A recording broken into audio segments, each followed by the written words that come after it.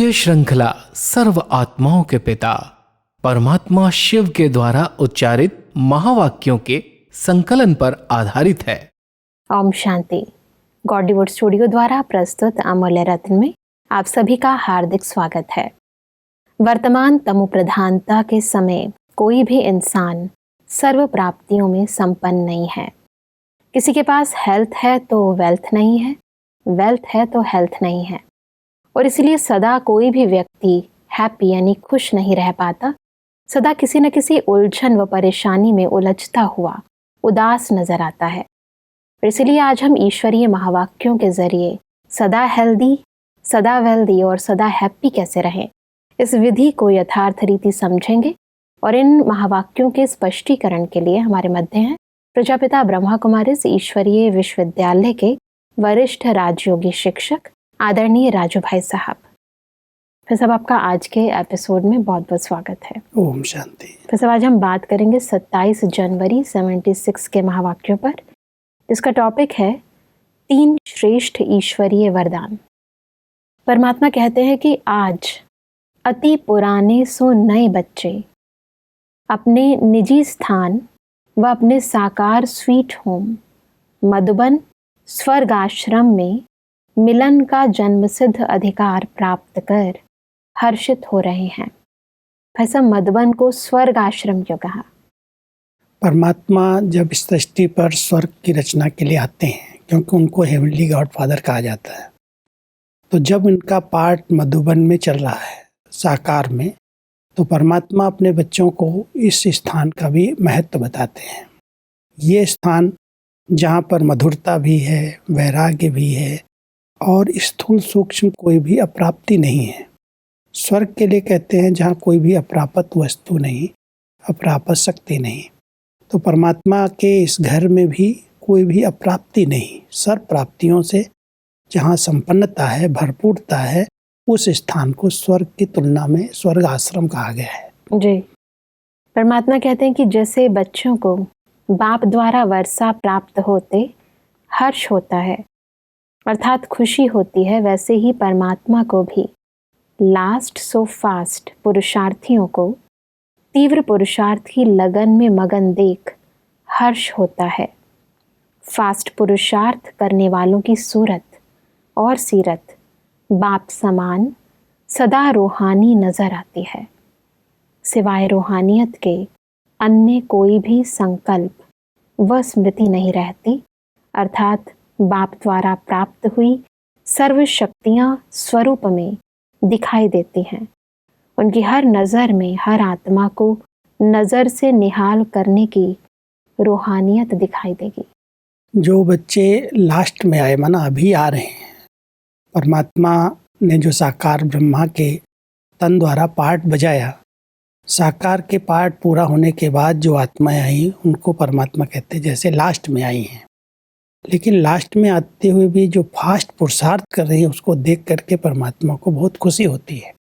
और फास्ट पुरुषार्थ केवल एक ही है कि वो सदा रूहानियत में रहें, आत्मिक स्थिति में रहने का अभ्यास करें, अपने नयनों से भी दूसरों को नज़र से निहाल कर दें, अपनी इतनी आंतरिक अच्छी स्थिति में रहें जो दूसरों पर प्रभाव पड़े।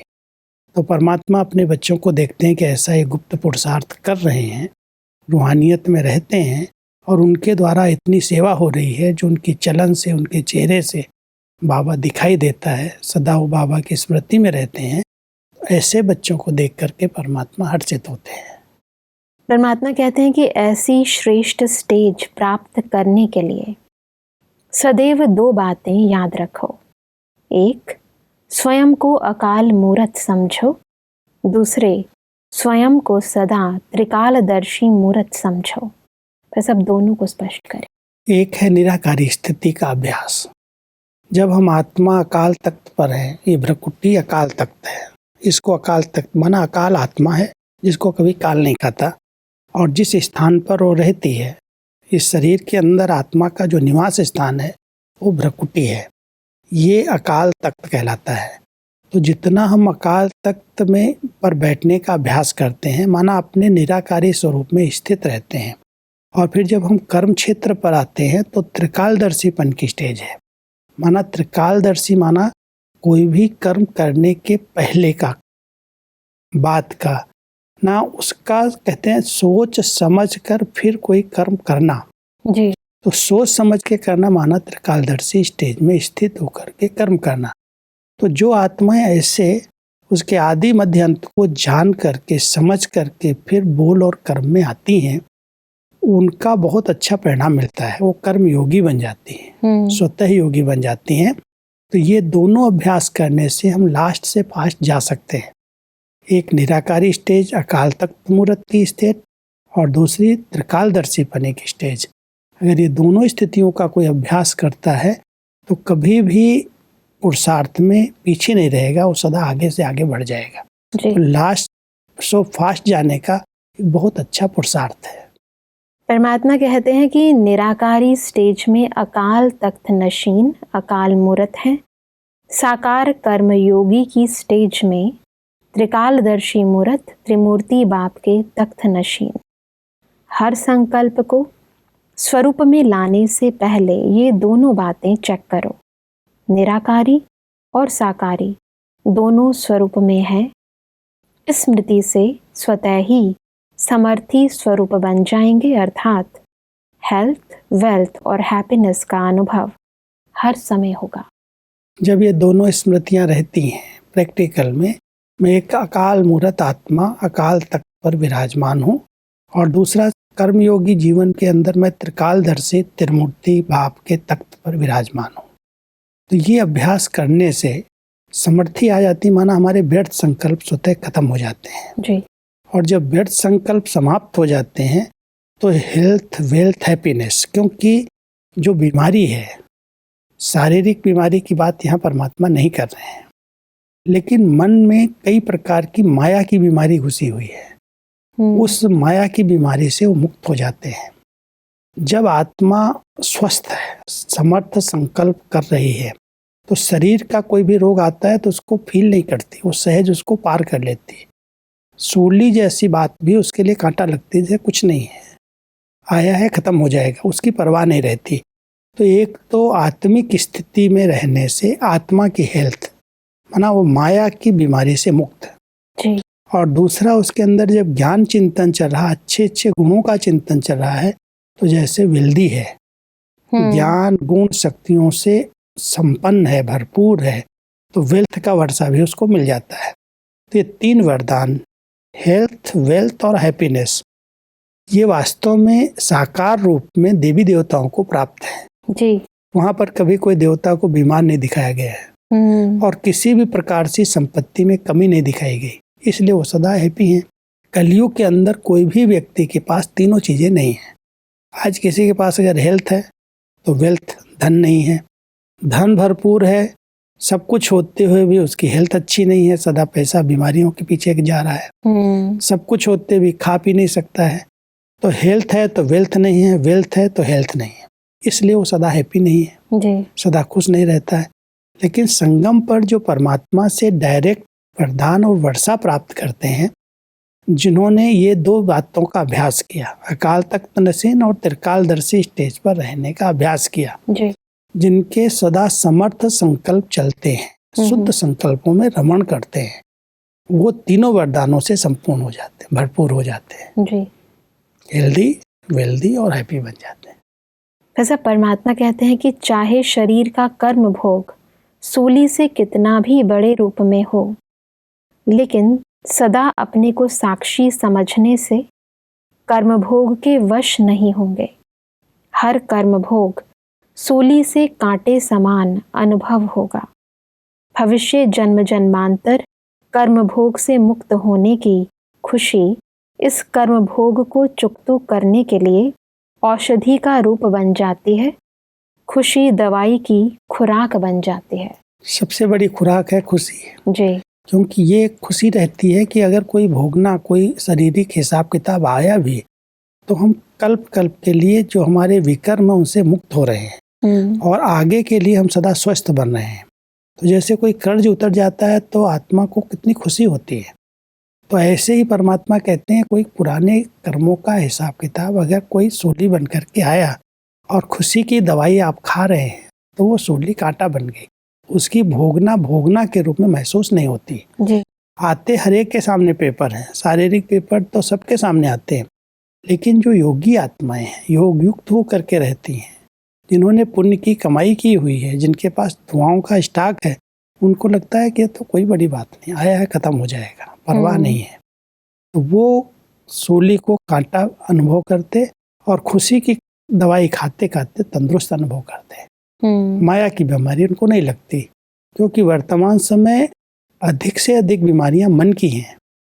जब मन कमजोर है, मन दुर्बल है, तो शरीर साथ नहीं देता, थोड़ी बीमारी आती है, उसका बहुत अधिक प्रभाव पड़ जाता है। तो परमात्मा कहते हैं मन से हेल्दी रहो, स्वस्थ रहो। परमात्मा आगे चलकर हमें कहते हैं कि अब अपने को चेक करो कि मैं सदैव हेल्दी रहता हूँ। मैंने एवर हेल्दी का वरदान प्राप्त किया है। वरदाता बाप द्वारा 3 वरदान एवर हेल्दी, वेल्दी और हैप्पीनेस को प्राप्त किया है। सदाकाल का वर्षा प्राप्त किया है या अल्पकाल का। किसी भी मायावी बीमारी के वश हो, अपना सदाकाल का एवर हेल्दी का वर्षा गवा तो नहीं देते हो। परमात्मा द्वारा हम बच्चों को ये तीनों वरदान प्राप्त हैं। एक, हम एवर हेल्दी हैं, क्योंकि कोई भी प्रकार की मायावी बीमारी से मुक्त हैं, और परमात्मा चाहते हैं सदा काल के लिए कोई भी माया की बीमारी न लगे, वरना किसी भी विकार के हम अधीन न हो जाएं। अगर वो बीमारी लग गई तो हेल्थ का वर्षा हम गंवा देंगे। इसलिए सदा हेल्दी रहें, माना माया की बीमारी से हम सदा मुक्त रहें जी। और उसके बाद हम वेल्दी हैं, माना ज्ञान धन है, गुणों का धन है, शक्तियों का अविनाशी धन जिसके पास है, स्थूल संपत्ति की अपने आप पूर्ति होती है, उसकी कोई आवश्यकता महसूस होती है और वो हो जाता है, जरूरत है तो पहुंच जाता है, आ जाता है। लेकिन ये अविनाशी संपत्ति जिसके पास है, वो एवर हैप्पी, उसी का खजाना सदा भरपूर उसके पास है। बिल्कुल, और इसलिए परमात्मा कहते हैं कि बाप द्वारा एवर वेल्दी अर्थात सर्व शक्तियों के खजानों से संपन्न वरदान को प्राप्त किया है। सर्व खजानों के मालिक अनुभव करते हो, अर्थात अप्राप्त कोई भी वस्तु नहीं। देवताओं के खजाने में यह गायन तो है, लेकिन देवताओं से भी श्रेष्ठ ब्राह्मणों का गायन है। अप्राप्त कोई शक्ति नहीं। ब्राह्मणों के खजाने में ऐसे एवर वेल्दी अनुभव करते हो। वर्तमान समय तो जो देवताओं का गायन है वो ब्राह्मणों से भी लग रहा है जी। देवताओं के लिए गाया था कि अप्राप्त नहीं कोई वस्तु देवताओं के खजाने में जी। और ब्राह्मण देवताओं से भी ऊंच चोटी हैं। हाँ जी। वास्तव में शक्तियां और गुण तो सब अप्राप्त है ही नहीं, कोई सब प्राप्तियां हैं। लेकिन स्थूल में भी जिन्होंने परमात्मा के कार्य में सहयोग दिया है, उनके पास कोई भी प्रकार की स्थूल भी अप्राप्तियां नहीं हैं, उनमें भी वो भरपूर है। तो अभी स्लोगन ये हम सबका है कि अप्राप्त नहीं कोई वस्तु हम ब्राह्मणों के खजाने में। हाँ जी। और ये अनुभव हर एक ब्राह्मण करता है जिसने परमात्मा के कार्य में तन मन धन लगाया है, समय पर सहयोग दिया है। भविष्य की बात नहीं है, वर्तमान ही उसका रिटर्न उसको प्राप्त हो रहा है जी। इसलिए वो अप्राप्ति का अनुभव ही नहीं करता। बिल्कुल, और इसलिए परमात्मा कहते हैं कि एवर वेल्दी के साथ साथ अपने को एवर हैप्पी अर्थात सदा हर्षित भी अनुभव करते हो। अगर कोई भी प्रकृति व माया के आकर्षण नहीं है तो सदा हर्षित होंगे। ऐसे सदा हर्षित का सदैव एक ही संकल्प स्मृति में रहता है कि पाना था सो पा लिया, पाने के लिए अब कुछ नहीं रहा। अगर कोई व्यक्ति एवर हैप्पी रहना चाहता है तो सबसे पहली चेकिंग है कि उसको कोई भी चीज़ आकर्षित न करे। प्रकृति की चीज़ें, सारी दुनिया में जितनी चीज़ें हैं सब प्रकृति से बनी हुई हैं। न प्रकृति की कोई चीज़ें साधन सुविधाएं आकर्षित करें जी। और न कोई संस्कार, विकारी संस्कार, माया की चीज़ें आकर्षित करें। तो जब हम सब आकर्षणों से मुक्त होंगे तो सदा हर्षित रहेंगे। और जो सदा हर्षित है उसका यही स्लोगन है, पाना था सो पा लिया, काम क्या बाकी रहा। सब कुछ तो परमात्मा ने हम सबको दे दिया। जब इतना नशा रहता है तो हमारे चेहरे से भी वो खुशी दिखाई देती है और जो आत्माएं हमारे सन्मुख आती हैं उनको भी खुशी का अनुभव हो जाता है। परमात्मा कहते हैं कि ऐसे संकल्प में स्थित रहने वाले की अर्थात एवर हैप्पी रहने वाले की निशानी क्या होगी? सदा हर्षित रहने वाला मन, वाणी और कर्म से सर्व आत्माओं को सदा खुशी का दान देता रहेगा। किसी भी आत्मा के प्रति बाप समान दुख हरता सुख करता सदा बेगमपुर का बादशाह अनुभव करेगा। बादशाह अर्थात दाता। जब भी जो हर्षित रहता है ना, जी उस हर्षित आत्मा को देख करके कईयों के गम दूर हो जाते हैं, दुख जी दूर हो जाते हैं। जी तो वो बाप समान मास्टर दुख हरता सुख करता बन जाता है और सदा कुछ न कुछ अपने वाइब्रेशन से, अपने बोल से, अपने हर्षित चेहरे से लोगों के गम दूर कर देता, बेगमपुर का बेफिक्र बादशाह बन जाता है। तो परमात्मा कहते हैं ऐसे हर्षित रहने वाली आत्माएं, एवर हैप्पी रहने वाली आत्माएं सबके दुख दूर करने वाली मास्टर दाता बन जाती हैं। बिल्कुल।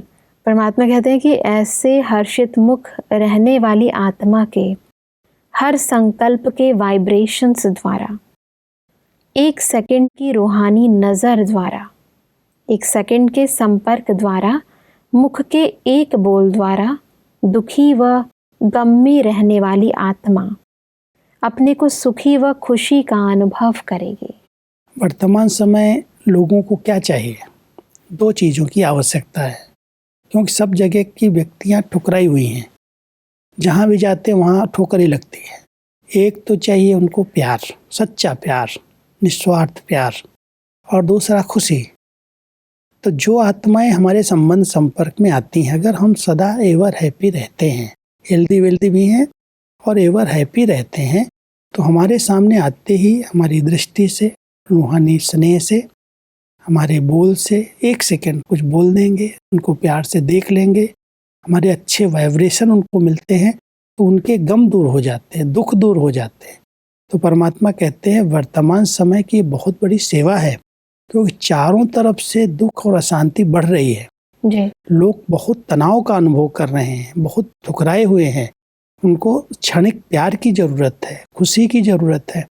तो खुशी मिले, सुख मिले, उसके लिए आप अपनी ऐसी श्रेष्ठ स्थिति में रहने का अभ्यास करो, जी एवर हैप्पी रहने का अभ्यास करो, ताकि आपके सन्मुख आते ही वो आत्माएं अपने दुख दर्द को भूल सकें।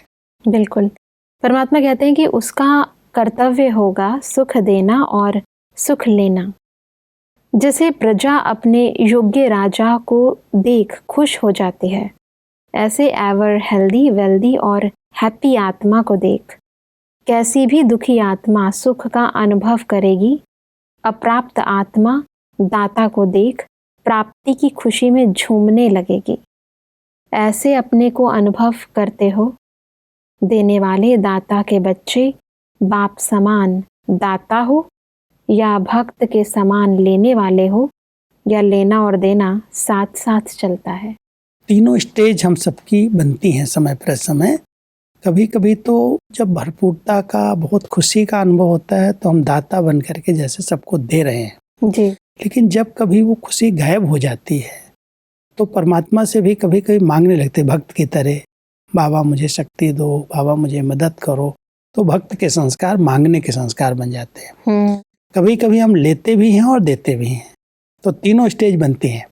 वास्तव में सही स्टेज ये है कि हम ले एक से रहें और दे सबको रहें। जी किसी देहधारी से लेने की इच्छा नहीं है। जी ये तो कम से कम 2 शब्द प्यार के बोले तब तो मैं बोलूं, ये मुझे रिस्पेक्ट दे तब तो मैं इसे दूं। तो रिटर्न लेने की इच्छा परमात्मा कहता आप बच्चों में नहीं हो सकती। आप दाता के बच्चे हो, देने वाले हो, आप सबको देते चलो, रिटर्न अपने आप मिलेगा। जी इच्छा रख करके नहीं करो। तो हम सबको परमात्मा के समान मास्टर दाता बनना है, लेना है एक से और सबको देना है। बिल्कुल, बहुत ही सुंदर बात है, क्योंकि अक्सर इंसान की एक्सपेक्टेशन एक दूसरे से रहती ही है, परंतु वो तब नहीं होगी जब हम खुद भरपूर होंगे। जब एक से ले रहे हैं, कोई व्यक्ति से नहीं, एक परमात्मा ही सबका दाता है और उससे हम डायरेक्ट ले रहे हैं और बाकी सबको दे रहे हैं। और परमात्मा कहते हैं कि लेना है ही देने के लिए, खजाना है बांटने के लिए और विश्व कल्याण के लिए। हर सेकंड लेने के साथ साथ देने वाले दाता भी बनो, तभी विश्व कल्याणकारी कहला सकेंगे। जैसे सूर्य की किरणें जी किसी कांच पर आती हैं, लेता है वो, लेकिन लेने के साथ साथ तो वो रिफ्लेक्ट करता है, दूसरे तक पहुंचाता है। तो ऐसे ही परमात्मा हम सबको कहते हैं कि परमात्मा की शक्तियां पहले ग्रहण भी करो और ग्रहण करने के साथ साथ उसको रिफ्लेक्ट करो, माना अपने वाइब्रेशन अच्छे फैलाओ चारों तरफ से। जी तो लेने के साथ देना अपने आप हो जाएगा। और यही वास्तविक विश्व कल्याण की स्टेज है, क्योंकि प्रकृति का इतनी दूर दूर की बैठी हुई आत्माओं का कल्याण है, कोई हम उनके सन्मुख जाकर के नहीं कर सकते, सब तक पहुंच नहीं सकते। इतना बड़ा विश्व, इतनी करोड़ों आत्माएं जो पार्ट में हैं, और साथ साथ प्रकृति के पांचों तत्व जो आज तमोगुणी है, तमो प्रधान है, जी उन सब की सेवा करने के लिए, उन्हें विश्व परिवर्तक बन करके परिवर्तन करने के लिए आवश्यकता है हम अपने आत्मिक स्वरूप में स्थित हो जाएं, परमात्मा से लेते जाएं, और जो कुछ हमारे तक आ रहा है उसकी शक्तियाँ, किरणें, उनको हम रिफ्लेक्ट करें अपनी शुभ भावना के आधार से। यही शुभ संकल्प करें, सबका भला हो, सबकी गति और सदगति हो, सब अपनी ओरिजिनल सतो प्रधान स्टेज को प्राप्त कर लें। जी जब ये शुभ भावना इमर्ज होती है तो जो शक्तियाँ आ रही हैं वो अपने आप रिफ्लेक्ट होती हैं और दूर दूर तक विश्व की आत्माओं तक पहुँचती हैं। जी ये सेवा ही विश्व कल्याणकारी स्टेज है। बिल्कुल। और परमात्मा कहते हैं कि अपना लेने और देने का पोता मेल चेक करो। जितना लेना है उतना लेते हैं, और लेने के साथ साथ जितना देना है उतना ही देते हैं। लेना और देना साथ साथ और समान है। ऐसे विश्व कल्याणी ही विश्व महाराजन बन सकते हैं। कई बार लेने वाले लेते तो हैं, अपने तक भरपूर करते रहते हैं, अपने को संपन्न बना करके रखते हैं, लेकिन देने के संस्कार नहीं होते, उसके लिए समय नहीं देते। परमात्मा कहते हैं जो विश्व महाराजन बनने वाली आत्माएं हैं वो विश्व कल्याणकारी हैं और सदा लेती और देती साथ साथ है, उनका समय अलग अलग नहीं है। अभी अभी दे रहे हैं, अभी अभी ले रहे हैं, तो लेना और देना साथ साथ चलना चाहिए। जी सिर्फ लेते जाएं। कई लोग स्व परिवर्तन में बहुत समय दे रहे हैं।